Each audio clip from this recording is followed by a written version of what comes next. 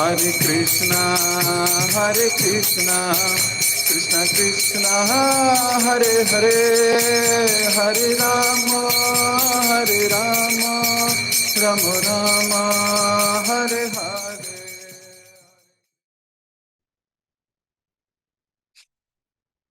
Om Namo Bhagavate Vasudevaya. Om Namo Bhagavate Vasudevaya. Om Namo Bhagavate Vasudevaya. ओम अज्ञानतिमिरान्धस्य ज्ञानञ्जनशलाकया चक्षुरोन्मिलितं येन तस्मै श्रीगुरुवे नमः।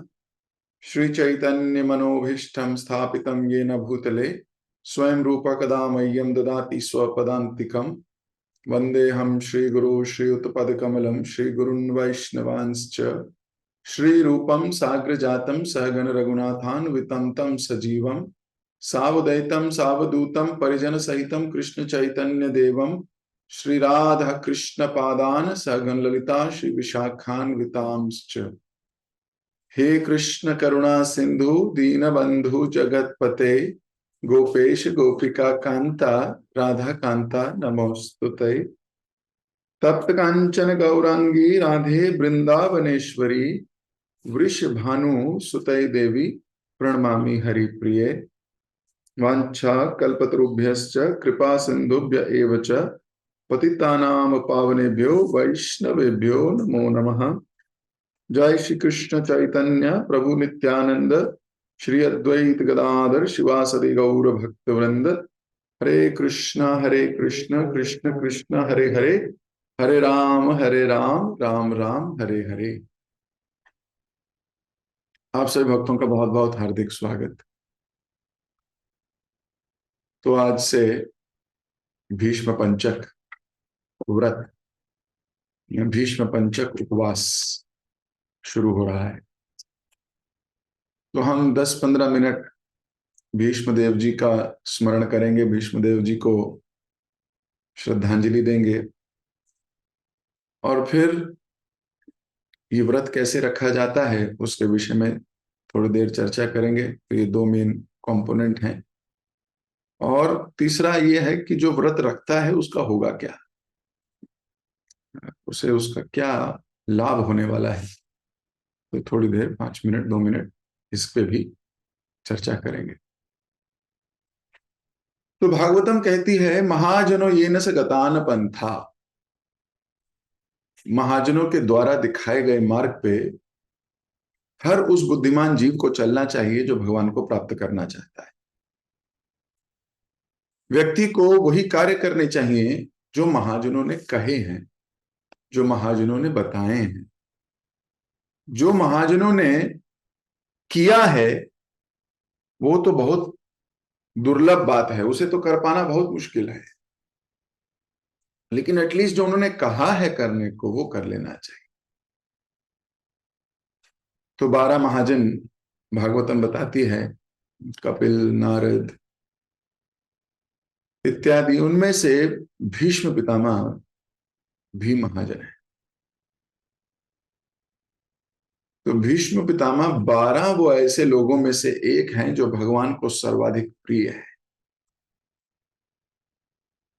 भगवान संस्तुति करते हैं इन्हीं महाजनों के द्वारा दिखाए गए मार्ग पर चलने की। तो भीष्म पितामह वैसे तो लोगों की राय हैं बहुत, क्योंकि वो तत्व को नहीं जानते। भीष्म पितामह को पूछ लेते हैं कि ये भगवान के अगर भक्त हैं तो भगवान के विरुद्ध क्यों युद्ध किया इन्होंने, ये तो भगवान की ऑपोजिट पार्टी में है। तो कोई ऑपोजिट पार्टी वाला भी भगवान को प्रिय हो सकता है क्या?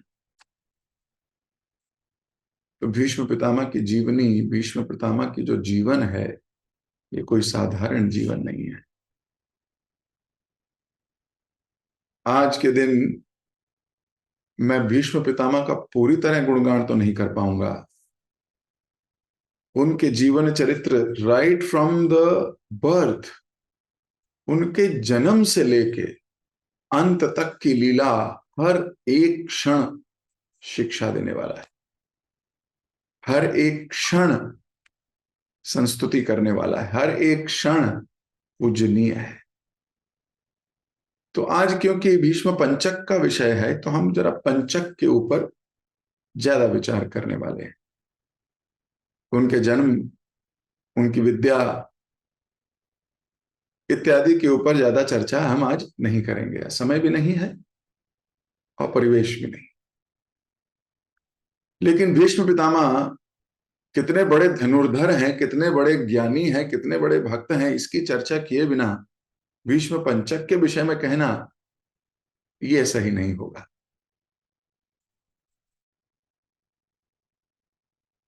आजीवन ब्रह्मचर्य व्रत लिया पिता की संतुष्टि के लिए, पिता की मुस्कुराहट के लिए, और केवल आजीवन ब्रह्मचारी व्रत ही नहीं लिया, ये भी व्रत लिया कि मैं हस्तिनापुर का राजा भी नहीं बनूंगा। अब एक व्यक्ति जो मोस्ट डिजर्विंग है, मोस्ट मतलब मोस्ट डिजर्विंग है, उससे बड़ा डिजर्विंग व्यक्ति कोई है नहीं, वो राजा स्वीकार नहीं करता। और एक स्पिरिचुअल जगत में अंधा और भौतिकता में भी अंधा वो व्यक्ति राजा बन जाता है। धृतराष्ट्र दुर्बुद्धि राजा और दुर्बुद्धि उनकी संतान। और एक भक्त को, और ना केवल भक्त, एक ऐसे व्यक्ति को जो सर्वज्ञानी भी है और जिसके अंदर धनुर्विद्या बल सब कुछ अत्यधिक है, इतना अधिक है कि मोस्ट डिजर्विंग, जैसा मैंने कहा, वो इनके अंडर काम करता है। तो आप जीवन सोच सकते हो कैसा होगा जब किसी डिजर्विंग कैंडिडेट को अनडिजर्विंग कैंडिडेट के अंडर सर्व करना होता है ना। आपकी वास्तविक विनम्रता तभी दिखाई देती है,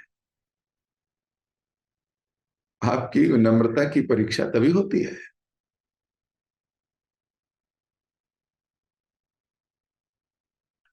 आपका अहंकार तभी शून्य होता है। तो ये परिस्थिति बाहर से दृष्टि से देखने वाले लोगों के लिए बड़ी भयावह हो सकती है, लेकिन भीष्म पितामह के लिए बड़ी उन्नति की भी दृष्टि है।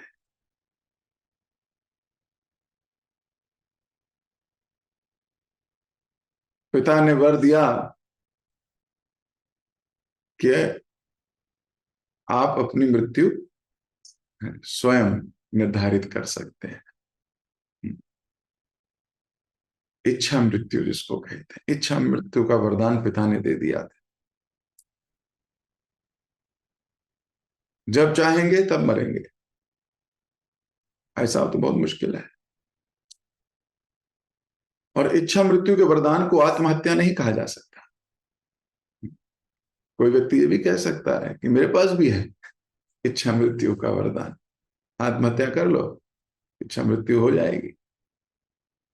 एक्टिविटी भले ही एक जैसी दिखती हो, लेकिन परिणाम एक जैसे नहीं है।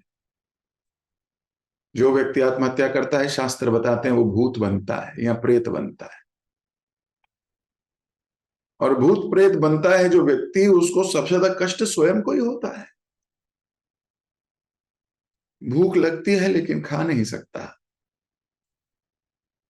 प्यास लगती है लेकिन पी नहीं सकता, मरना चाहता है लेकिन मर भी नहीं सकता। ऐसी भीषण परिस्थिति है भूत प्रेतों की, भीषण परिस्थिति है। आप 2-4 दिन ना खाइए और हाल देखिए अपना। वो ऐसे ही हाल में हजारों साल भी बिता देते हैं, फ्रस्ट्रेशन। लेकिन जिसको इच्छा मृत्यु का वरदान है, वो देखिए कैसे भगवान की प्रतीक्षा करते हुए, भगवान को टकाटक देखते हुए इस शरीर से विदा लेते हैं। अंतकाले च मामेवं स्मरण मुक्तवा कलेवरम। तो किस प्रकार वो भगवान का स्मरण करते हुए, भगवान का दृष्टि गोचर है, भगवान उनके दृष्टि के सामने है। भीष्म पितामह की मृत्यु आइडियल मृत्यु है। तो वास्तव में तो मृत्यु पर विजय है, क्योंकि अब कभी मृत्यु नहीं होगी। स्पिरिचुअल जगत में जाके कभी मृत्यु नहीं होती, इसका मतलब मृत्यु पे विजय हो गई। अगर ऐसा हम नहीं कर पाए तो बार बार हर जन्म में मृत्यु हमसे जीत जाएगी। हर बार जब भी आएगी हमें हरा के चली जाएगी।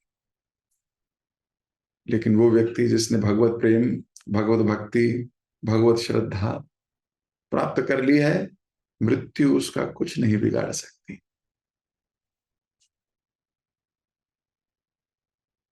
तो भीष्म पितामह ने अपने पूरे जीवन में बहुत तपस्या की है। ऐसे पलों में जिए हैं जहां बहुत कष्ट, बहुत दुख इत्यादि सहे हैं, लेकिन भगवान की अनन्य प्रेम भक्ति ने उन्हें कभी विचलित नहीं होने दिया। हर वक्त केवल भगवान के प्रेम की वजह से सहते रहे, चलते रहे।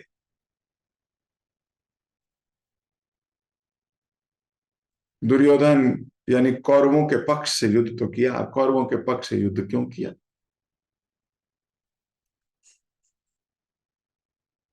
इन्होंने व्रत लिया कि मेरे को तो हस्तिनापुर के बैनर के अंडर ही फाइट करनी है हमेशा। पर युद्ध जब शुरू होने लगा तो ही बोल दिया मैं पांडवों को मारूंगा नहीं, हर रोज 10,000 सिपाही मारा करूंगा, लेकिन अपने पांडवों को नहीं मारा। दुर्योधन ने बोला कोई बात नहीं, चलो युद्ध में तो आओ। देखो भीष्म पितामह बहुत गहरे भक्त है। तो पहले इसी बात पे चर्चा कर लेते हैं कि युद्ध क्यों किया उन्होंने पांडवों के विरुद्ध। अगर भीष्म पितामह युद्ध नहीं करते तो क्या होता, जरा एक बार इस पे विचार करते हैं, क्योंकि लोग इस पे विचार नहीं करते। देखो ये धर्म और अधर्म का युद्ध है, ये हम सबको पता है। एक तरफ पूर्ण पुरुषोत्तम भगवान कृष्ण और उनके अनुयायियों की सेना है, एक तरफ अति घमंडी, आंतकी, क्रोधी, लोभी और अधर्म के अनुचरों की सेना है। एक तरफ धर्म की सेना है, एक तरफ अधर्म की सेना। ये दोनों युद्ध करते कब? दुर्योधन कभी युद्ध नहीं करता अगर भीष्म पितामह नहीं होते तो। वो तो उन्हीं के बल पर युद्ध कर रहा है। तो अगर धर्म की स्थापना करनी है तो ये युद्ध होना अनिवार्य है। अगर धर्म की स्थापना होनी है तो ये युद्ध अनिवार्य है। और अगर ये युद्ध अनिवार्य है तो भीष्म पितामह का कौरवों की तरफ से खड़े होना अनिवार्य है। तो भीष्म पितामह ये सोच रहे थे कि अगर मैंने ये युद्ध नहीं किया तो ये अधर्मी कौरव कभी नहीं मरेंगे, और ये युद्ध तब करेंगे जब इनको कॉन्फिडेंस होगा कि मैं इनके साथ। तो वास्तव में अर्जुन को भगवान ने निमित्त बनाया, लेकिन बहुत कम लोग जानते हैं कि वास्तविकता में निमित्त तो भीष्म पितामह है।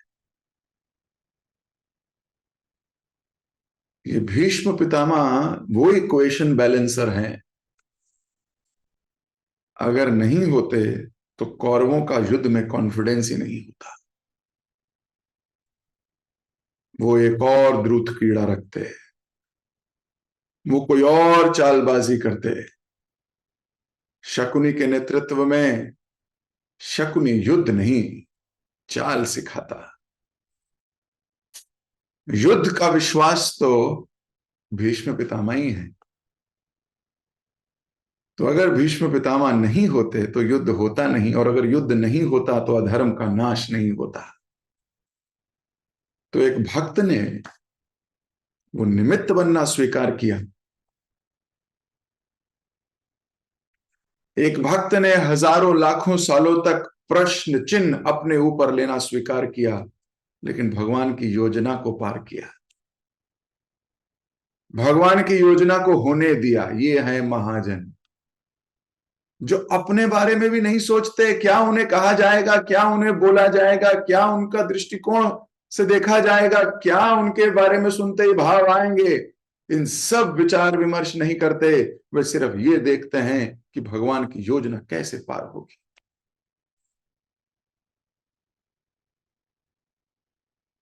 विरोधी टल में युद्ध करके भी विरोधी नहीं है।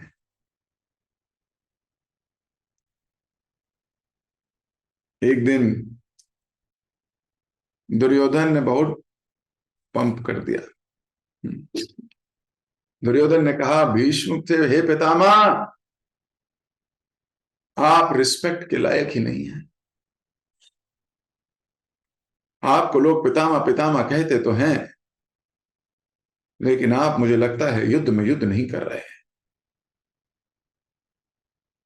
और वो बात कह दी जो कोई नहीं सुन सकता।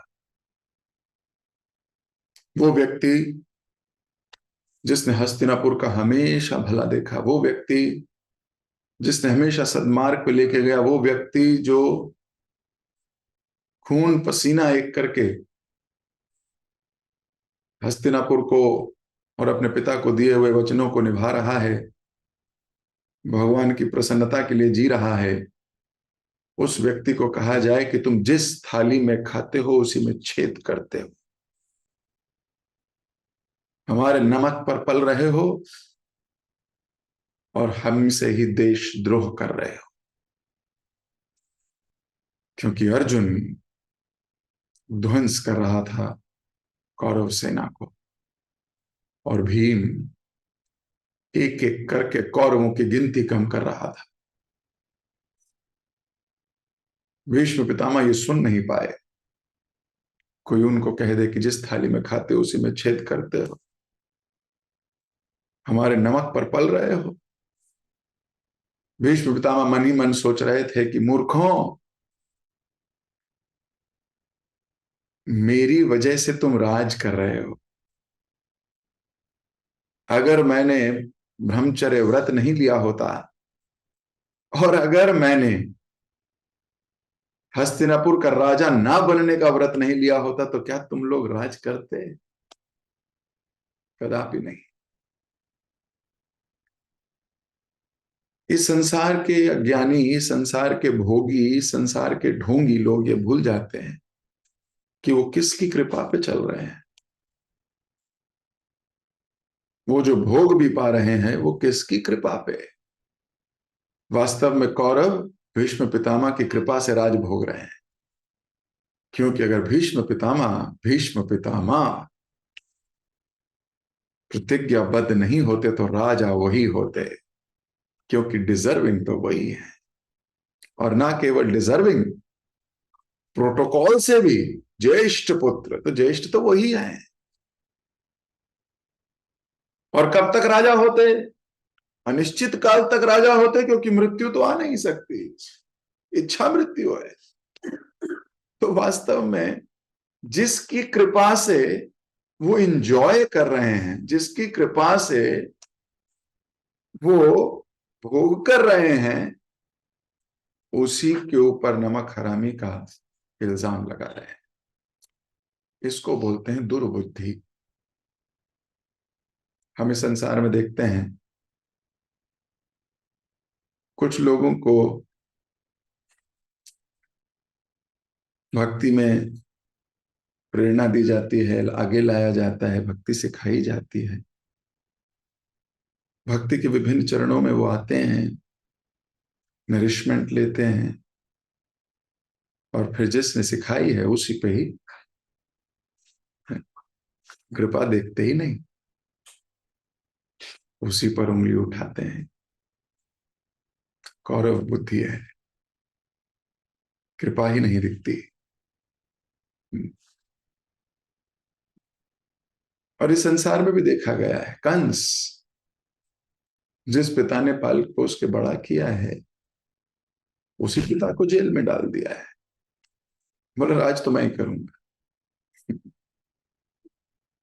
दुर्बुद्धि। ऐसे ही लोगों का विनाश होता है। तो भीष्म पितामह की कृपा से ही राज भोग रहे हैं, और भीष्म पितामह पे ही दोषारोपण कर रहा है दुर्योधन, और भीष्म पितामह को आज क्रोध आ गया है। बोले तो घबरा नहीं, मैं समझ गया, कल पांचों पांडव मारे जाएंगे, चिंता मत करो। ये रहे 5 वो तीर, इससे भीम को मारूंगा, इससे अर्जुन को मारूंगा, इससे नकुल को मारूंगा, इससे सहदेव को मारूंगा, और इससे मारूंगा। जाओ, भाग जाओ यहां से। भगा दिया दुर्योधन को, पर दुर्योधन तो खुश है। दुर्योधन ने पंप कर दिया है, और भीष्म पितामह ने ऑलमोस्ट प्रतिज्ञा टाइप ले ली है ना, कल का दिन उनका अंतिम दिन होगा। दुर्योधन अपने शिविर में चला गया, बहुत खुश है।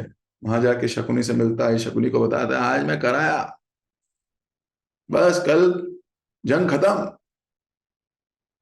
तो शकुनी बोलता है ऐसा क्या हुआ? बोले अरे मेरे सामने बोला मैं पांचों को मार दूंगा, तो बोले भीष्म ने बोला फिर तो हो गया, 100% मार देंगे। वो तो बचा, अब कोई नहीं बचा सकता, अब कोई बस्ती नहीं किसी के। फिर शकुनी, क्योंकि शकुनी डाउट डालने की मशीन है। कुछ लोग होते हैं ऐसे, है ना, वो डाउट डालने की मशीन होते हैं, उनका काम ही यही है। आदमी खुशी आएगा वो उसके अंदर थोड़ा सा परंतु, किंतु, इफ, बट, मेरा पीपल लाइक दैट। बोले बेटा तूने काम तो बहुत अच्छा किया है, पर वो 5 बाण तूने उनके पास क्यों छोड़ दिए? ले आ। क्योंकि कोई पता नहीं, तेरे आने से उनका मूड बदला है, कोई और बदला जाएगा, हो सकता है फिर मूड बदल जाए। ये मूड का कोई पता नहीं। और सब बात भी सही है। कई बार व्यक्ति का मूड होता है आज मैं पूरी मंदिर निर्माण के लिए पांडव सेवा करूंगा। थोड़ी देर में कोई आ जाता है और वो बोलता है देखो अभी तुम्हारे जीवन का भविष्य थोड़ा ऐसा नहीं है, वैसा नहीं है, थोड़ी सी सेविंग कर लो, इन्वेस्टमेंट कर लो, ये कर लो। बोलता है अरे पांडव नहीं करूंगा यार, सुदामा कर लेता हूँ। मूड के बदलते क्या समय लगता है? एक गलत संगति, वो भगवान के लिए सोच रहा था, किसी व्यक्ति के आने से अपने लिए सोचने लगा, अब अपने लिए सोचने लगा। ओहो, हो गया। कृष्ण इंद्रिय तृप्ति वांछा धारे, प्रेम नाम, और आत्म इंद्रिय तृप्ति इच्छा धारे, काम, ये काम है। तो पहले प्रेम करने लगा था, किसी के आने से काम हो गया, अभी काम में बदल गया, गया काम से। तो शकुनी बोले मूड चेंज हो सकता है, जाओ। तो दुर्योधन फिर जाता है, बोला अच्छा वो मुझे वो तीर दे दो मुझे। भीष्म पितामह कहते हैं इसको विश्वास भी नहीं है, कैसे लोगों को मैं सर्व कर रहा हूं। बोल दिया तो बोल दिया, पर फिर वो तीर दे दे। बोले अब ये तीर ठीक है तेरे पास है, अब तू जिम्मेदार है, अब जिम्मेदारी तेरी, सुबह दे दियो। बोले हाँ सुबह दे देंगे। अब सब चैन से सो रहे हैं, एक को छोड़ के। अर्जुन सो रहा है, भीम सो रहा है, नकुल सो रहा है, युधिष्ठिर सो रहा है, दुर्योधन सो रहा है, शकुनी सो रहा है, सब सो रहे हैं, बस एक व्यक्ति नहीं सो रहा, वो है भगवान कृष्ण। वो अपने शिविर में इधर से इधर, उधर से इधर। इधर से उधर, उधर से इधर। भक्त सोता है, भगवान चिंता करते हैं। भक्त स्लीपिंग, लेकिन भगवान, भगवान को इतना स्नेह है अपने भक्तों से, भक्तों पे आंच नहीं आने देते। तो भगवान पहुंचते हैं अर्जुन के शिविर में, बोलते हैं अरे तुम सो रहे हो। तो अर्जुन बोलता है और रात को क्या करूं? हे गुरुदेव बताइए, अब और क्या करना चाहिए? रात को, सुबह जंग लड़नी है। तो भगवान बोलते हैं सुबह नहीं, अभी भी लड़नी है। तो भगवान उसको बताते हैं कि जाइए, दुर्योधन ने तुम्हें एक वरदान दिया हुआ था, वो वरदान मांग के आइए। बोले अब क्या मांगे उससे? बोले जाइए उससे बोलिए वो 5 तीर दे दो। बोले वो कौन से 5 तीर हैं? बोले बस इतना बोल दीजिए, अपने आप समझ जाएगा कौन से 5 तीर हैं। अब अर्जुन को दुर्योधन ने एक वरदान दिया था। जब चित्रसेन गंधर्व ने दुर्योधन को बंदी बना लिया था, तो युधिष्ठिर महाराज की आज्ञा से अर्जुन और भीम गए थे उन्हें छुड़ाने के लिए। अर्जुन ने उन गंधर्वों से प्रार्थना कर, क्योंकि मित्र है चित्रसेन को अर्जुन का, तो छुड़वा लिया था किसको? दुर्योधन को। तो दुर्योधन ने कहा था कि अर्जुन मैं तुमसे बहुत प्रसन्न हूं, वरदान मांगो मुझसे, तो जो मांगोगे मैं तुम्हें दे दूंगा। युधिष्ठिर को नहीं दूंगा, भीम को तो कतई नहीं दूंगा। तुम मांगो, तुम मेरे छोटे हो, तुम्हें दे दूंगा। तो अर्जुन जाता है रात में दुर्योधन के शिविर, दुर्योधन को प्रणाम करता है, बड़े भाई हैं। तो दुर्योधन कहते अरे अनुज, आप यहाँ, बताओ बेटा क्या करने आए हो? बोले ज्येष्ठ भ्राता श्री, वो 5 तीर दे दो। वो जो आपने मुझे वरदान दिया था, समय आ गया है, आज वो 5 तीर दे दो। दुर्योधन कहते हैं कि अगर तुमने पूरा हस्तिनापुर भी मांगा होता तो दे दिया होता, 5 तीर क्या बड़ी बात है। देखिए धर्मियों में भी कुछ धर्म होता है। हम्म। तो अर्जुन को वो 5 तीर दे देते हैं। भीष्म पितामह की प्रतिज्ञा नहीं टूटती। दुर्योधन के लिए ली थी, दुर्योधन ही दे देगा, तो फिर काहे की प्रतिज्ञा।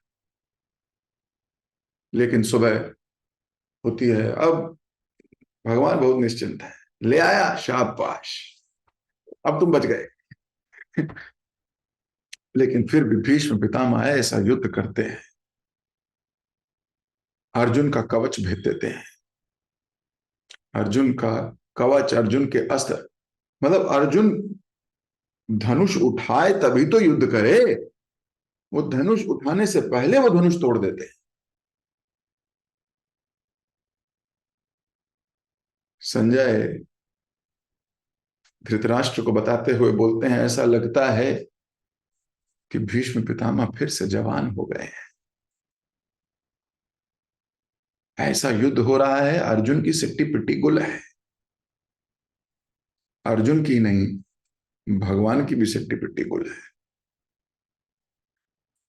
भगवान को भी, भगवान की छाती पे कई तीर चलाते हैं भीष्म पितामह, भगवान का भी कवच तोड़ देते हैं।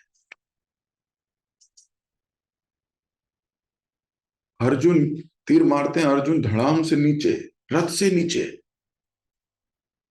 अब भगवान को लगता है कि अगर मैं युद्ध में नहीं घुसा तो अर्जुन मारा जाएगा, अब अर्जुन मरेगा। भगवान को जब ऐसा संदेह होता है, भगवान रथ से खड़े होते हैं और खोज चिल्लाते हैं खूब तेज, बताते हैं आ गया मैं अब। भीष्म अब तू संभाल अपने को। अब जो वीर रस के भक्त हैं वही जान सकते हैं ये ना। हम दासत्व रस वाले भक्त हैं, हम तुलसी भगवान को अर्पित करते हैं तो बहुत खुशी मिलती है ना। कृष्ण को हमने कुछ दिया भगवान को, भगवान खुश होते हैं। कोई पुष्प चढ़ाता है, खुश होते हैं। कोई नाम जप करता है, भगवान खुश होते हैं। वीर रस वाले भगवान से युद्ध करते हैं तो भगवान खुश होते हैं। भगवान भागते हुए रथ का पहिया उठा लेते हैं, बोले आज नहीं छोड़ूंगा तेरे को भीष्म, और भीष्म कहता है, अरे मैंने कब कहा मुझे छोड़ो। मैं उसे एक क्षण भी नहीं जीना चाहता जब आप मुझे छोड़ दो। और भीष्म कृष्ण पे अपने बाणों की वर्षा और बढ़ा देते हैं। दौड़ो दौड़ दौड़ो दौड़ दौड़ो दौड़ भीष्म। अब भगवान की इधर लग रही है, इधर लग रही है, इधर लग रही है। शास्त्र बता रहे हैं थोड़ा खून निकल रहा है। अब खून कैसे निकलेगा? भगवान का तो चिन्मय शरीर है। चिन्मय शरीर में रक्त तो होता ही नहीं। वो तो सत्य चित्त आनंद है, पूर्ण। खून है ही नहीं। भगवान के शरीर में खून नहीं होता, कोई नाड़ी नहीं होती, कोई हृदय ऐसे नहीं होता। वो तो पूरा चिन्मय शरीर है। लेकिन भगवान जब ड्रामा करते हैं तो पूरा करते हैं। जब ड्रामा करते हैं पूरा करते हैं। जैसे कई परफेक्शनिस्ट लोग होते हैं ना, देखो मैंने सुना है कभी कि कोई पिक्चर बनाने लगते हैं और पिक्चर में किरदार मोटा होना चाहिए तो खूब खाते हैं मोटा हो जाएं। फिर जब पतला होने की बारी आती है, कोई ऐसा किरदार निभाना है, बॉडी बॉडी चाहिए, तो एकदम लीन हो जाएंगे, बॉडी बॉडी बनाएंगे। योगेंद्र प्रभु से पूछेंगे क्या करना होगा क्या नहीं करना होगा, ऐसे पूछते हैं। तो बहुत मेहनत करते हैं। तो भगवान पक्के किरदार हैं, परफेक्ट। खून निकाला उन्होंने भीष्म को आनंद देने के लिए कि देखो मैं तुम्हारे तीरों को स्वीकार कर रहा हूं। मान लो आप किसी को घूसा मारो और वो कहे हा हा हा हा हा, नहीं तो तुम्हारी तो बेइज्जती हो गई। है? तुम किसी को मारो एक थप्पड़, वो बोले और मार।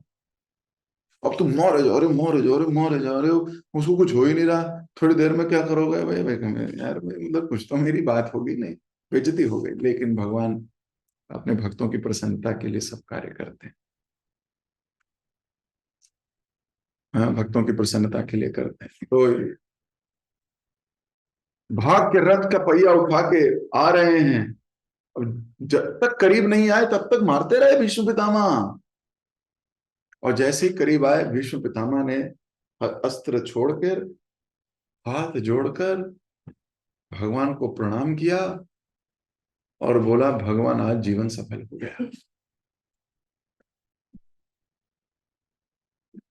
आपने प्रतिज्ञा ली थी कि आप अस्त्र नहीं उठाओगे, और मैंने प्रतिज्ञा ली थी कि आपसे अस्त्र उठवा दूंगा। ऐसा हो नहीं सकता कि आप अस्त्र ना उठाओ इस युद्ध में। आज आपने प्रूव कर दिया, अहम भक्त पराधीनो। आज आपने ये प्रूव कर दिया कि आप अपने भक्त के लिए अपनी प्रतिज्ञा भी तोड़ देते हो। आप धन्य हैं भगवान। और ये संसार भीष्म के उदाहरण से जानेगा कि भगवान कितने दयामय हैं। भगवान कितने भक्त वत्सल नहीं, भक्त आधीन हैं। भक्त के अधीन हैं। अब अधीन ही तो है। देखिए, अर्जुन का रथ चलाते हैं। अब रथ चलाने वाले का क्या काम होता है? रथ चलाने वाले का काम होता है कि पहले खुद चढ़ेगा, फिर जब रथी आएंगे तो हाथ देके उनको ऊपर उठाएगा, क्या ये आपका स्वागत है रथ में। उनकी सीट साफ करेगा। सारथी का काम है, ड्राइवर का काम है पहला गाड़ी साफ रखना। तो भगवान स्वयं रथ पे झाड़ू लगाते थे। अर्जुन आने वाले हैं। घोड़ों को सहलाते थे, घोड़ों को खाना खिलाते थे। अर्जुन आने वाले हैं। जब रथी को उतरना है तो पहले खुद उतरते थे, नीचे हाथ को ऐसे बना के रखते थे कि अपने पैर रखो, आराम से उतरो अर्जुन। अर्जुन आने वाले हैं। भक्त के अधीन है भगवान। ये बात हो सकता है रथी से या सारथी से प्रूव ना हो, लेकिन भीष्म पितामह ने कहा हम ऐसा करके दिखाएंगे कि भगवान की भगवत्ता प्रूव हो जाए संसार में। महाजन है ना, अपनी एक्टिविटी से सिखाते हैं। तो उन्होंने प्रूव करके दिखाया इस जगत को कि भगवान अपने भक्तों के लिए अपना भी प्रण तोड़ देते हैं। भीष्म पितामह निमित्त मात्र बने हैं भगवान की भगवत्ता के। भगवान की भगवत्ता पूरे जगत में उजागर करने वाले ये उनके पार्षद ही हैं। भगवान स्वयं अपनी भगवत्ता नहीं दिखाते। अपनी भगवत्ता तो चुपचाप एक व्यक्ति को बताई जिसका नाम है अर्जुन। बोल रहे हैं तू ईर्ष्या नहीं करता, तू मेरा बड़ा प्रिय मित्र है, इसलिए तुझे गीता सुना रहा हूं। खत्म। ये तो भगवान के भक्त हैं जो भगवान को एक्सपोज कर देते हैं, भगवान को एडवर्टाइज कर देते हैं, भगवान को पॉपुलर कर देते हैं, भगवान को जगह जगह ले जाते हैं। जो ऐसा कार्य करता है वही भक्त है, भगवान का यशोगान गाता है, भगवान की छवि को, भगवान के नाम को, यश को संसार भर के कोने कोने में फैलाता है। भीष्म पितामह इसीलिए महाजन है। उन्होंने प्रूव किया कि भगवान अब भक्त वत्सल नहीं, अब भक्त आधीन है। तो भगवान बड़े प्रसन्न हो गए भीष्म पितामह से। प्रसन्न तो हमेशा से थे, लेकिन वीर रस में आस्वादन किया एक दूसरे के वार को। अब ये है भीष्म पितामह अपनी हर एक्टिविटी से कृष्ण को गुणगान कर देते हैं। अंत में अर्जुन ने भीष्म पितामह को बेड ऑफ एरोज, धनुष पे इतने बाण चढ़ा के इतना मारा। वे आप सबको पता है कैसे शिखंडी को लेके आए और कैसे पूरा केस हुआ, मैं उस पे नहीं जा रहा। वो अपने आप में एक लंबी कथा है कि शिखंडी कौन था, क्यों उसने ऐसा किया, उसके क्या तात्पर्य हैं। बहुत सुंदर, बहुत डीप रियलाइजेशन है शिखंडी की कथा। तो भीष्म पितामह आखिरकार धराशाही हुए 10वें दिन युद्ध के। धराशाही हो गए तो आज कौरव भी रो रहे हैं। भीष्म पितामह दुर्योधन को बोलते हैं, हे दुर्योधन पुत्र, मैंने आज तक तुझसे कुछ नहीं मांगा, हमेशा दिया ही है। अब आज तुझसे कुछ मांगना चाहता हूं। तो दुर्योधन बोलते हैं, पितामह आज्ञा दीजिए, मैं हर वो कार्य करूंगा जो आप कहोगे। तो भीष्म पितामह कहते हैं, मुझे एकांत चाहिए। यानी कि सटल वे में कह रहे हैं, गेट आउट ऑफ एयर। मैं अपने अंतिम क्षणों में तुझे नहीं देखना चाहता। अंतिम क्षणों में मैं भगवान को, भगवान के भक्तों को देखना चाहता हूं। अभी भीष्म गीता बोलनी बाकी है। युधिष्ठिर महाराज, जब युद्ध पूरा समाप्त हो गया, युधिष्ठिर महाराज जीत गए। हालांकि उससे पहले भीष्म पितामह कहते हैं, मुझे प्यास लगी है। तो दुर्योधन कहता है, अभी लाता हूं, अभी अभी। अरे तुम नहीं, तुम्हारे हाथ से नहीं पीऊंगा। जिसने मुझे बाणों की छैया पे लटाया है वही मेरे पानी का इंतजाम करेगा। तो कुरुक्षेत्र के उस मैदान में अर्जुन बाण से गंगा उत्पन्न करते हैं। बाण गंगा आज भी है। तो बाण से गंगा उत्पन्न करते हैं और वो गंगा से भीष्म पितामह उनसे पीते हैं। हालांकि गंगा माँ है भीष्म पितामह की, से गंगा पुत्र भीष्म कहा जाता है उन्हें। तो एक बार गंगा मैया आई भी, बोली, पुत्र अब हमारे जाने का समय हो गया है, चलो। ये संसार हमारे लिए नहीं है, हम इस संसार के हैं नहीं, हमें चलना चाहिए। तो भीष्म पितामह बोलते हैं, अभी नहीं मैया, अभी मुझे कुछ और कार्य करने बाकी है। अभी तो युधिष्ठिर को ज्ञान देना बाकी है। अभी तो भगवान के दर्शन करने से आंख भरी नहीं है। अभी तो उनको जी भर के देखना चाहता हूं।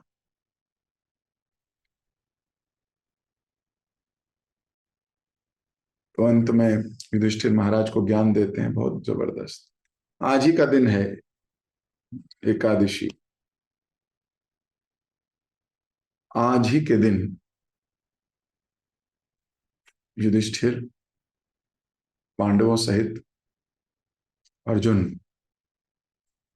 और भगवान सब मिलने आए थे। अब भगवान भीष्म पितामह से पूछते हैं कि हे पितामह, आपका तो कोई पुत्र नहीं है, आपका तर्पण कौन करेगा? आपका अंतिम संस्कार कौन करेगा? जनरली लोग पुत्र चाहते हैं ताकि उनका अंतिम संस्कार किया जाए। तो कैसे होगा उद्धार? भगवान प्रश्न पूछ रहे हैं जानबूझ के। तो भीष्म पितामह कहते हैं, जो आपको देख रहा हो उसको किसी तर्पण की आवश्यकता ही नहीं है कृष्ण। जिसकी आंखें आप पर टिक गई हों उसको किसी चीज की आवश्यकता ही नहीं है। भगवान इतने खुश हो जाते हैं, भगवान बोलते हैं, हे भीष्म, मैं घोषणा करता हूं, आज से पंचक, ये जो एकादशी से पूर्णिमा तक ये जो तिथि आती है इसको भीष्म पंचक कहा जाएगा। और हर वो व्यक्ति जो भीष्म पंचक रखेगा उसको आप जैसी शुद्ध भक्ति प्राप्त होगी। वो आप जैसा शुद्ध भक्त होगा, महाजन कहलाएगा, सर्वदा मेरे धाम वापिस आएगा। मेरा आपसे जितना प्रेम है हर उस व्यक्ति से भी उतना ही प्रेम हो जाएगा। और मैं आपके लिए किए गए इस भीष्म पंचक व्रत को आपका तर्पण समझूंगा। हर वो व्यक्ति जो भीष्म पंचक रखेगा ऐसा माना जाएगा वो आप ही के कुल का है। ऐसे माना जाएगा कि वही आपका पुत्र है, वही आपका तर्पण कर रहा है, और मैं उसे अपना धाम वास दूंगा। तो ये वो नियम है जो भगवान ने स्वयं बनाया है। एक भगवान ने गिरिराज जी की पूजा करने की विधि स्वयं बताई, एक भीष्म पंचक की विधि भी स्वयं बताई। तो जो व्यक्ति भीष्म पंचक रखता है वो भगवान कृष्ण को बहुत प्रिय हो जाता है, भीष्म पितामह की तरह प्रिय हो जाता है, महाजन जैसा प्रिय हो जाता है। महाजनो ये न सकता अनुपंथ। तो अब बात आती है कि फिर रखें कैसे। तो हमारे आचार्यगण और शास्त्र कहते हैं केवल दो कार्य करने अनिवार्य है। क्या? श्रवण और कीर्तन। ये बेस्ट विधि है। आज के दिन से भीष्म पंचक तक अपना श्रवण बढ़ा दीजिए, अपना जप बढ़ा दीजिए। ये दो प्रमुख अंग हैं भगवान को प्रसन्न करने के लिए, श्रवण कीर्तन। और फिर 5 दिन 5 चीजें करी जाती हैं। पंचद्रव्य का सेवन किया जाता है इन दिनों। तो अपनी अपनी भक्ति, अपनी अपनी शक्ति, अपने अपने स्वास्थ्य को देखते हुए रखिए। कुछ लोग जैसे एक दिन केवल दूध, एक दिन घी, एक दिन दही, एक दिन गोबर और एक दिन गौमूत्र, हर एक एक दिन ये सेवन करना खाना होता है। दूध वाला तो बहुत बढ़िया बताया प्रभु जी, 5-6 लीटर एक बारी में निपटा देंगे। नहीं, एक बूंद, पहले दिन एक बूंद दूध, राई के दाने जितने हो, एक बूंद दूध, अगले दिन एक बूंद दही, एक बूंद घी, एक बूंद गोबर, उसके बाद एक दिन गौमूत्र, ऐसे रखते हैं।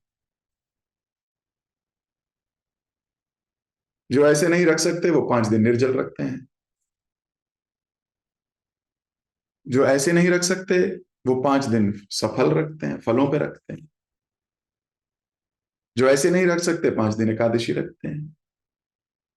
जो ऐसे नहीं रख सकते वो 5 दिन कुछ ना कुछ उपवास और ले लेते हैं कि मैं दिन में एक मील स्किप कर दूं, या मैं एक मील ही खाऊंगा,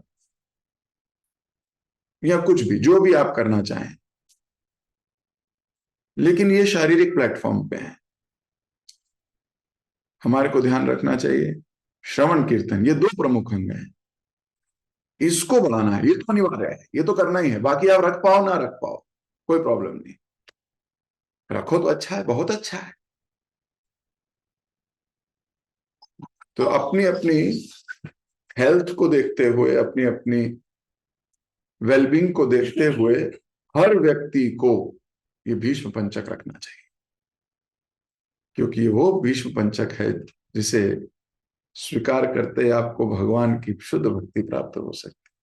जिसने पूरे कार्तिक में, जिसका कार्तिक डावाडोल रहा है, ये 5 दिन उसको पूरे कार्तिक का फल दे सकते हैं। Full Kartik benefit in 5 days।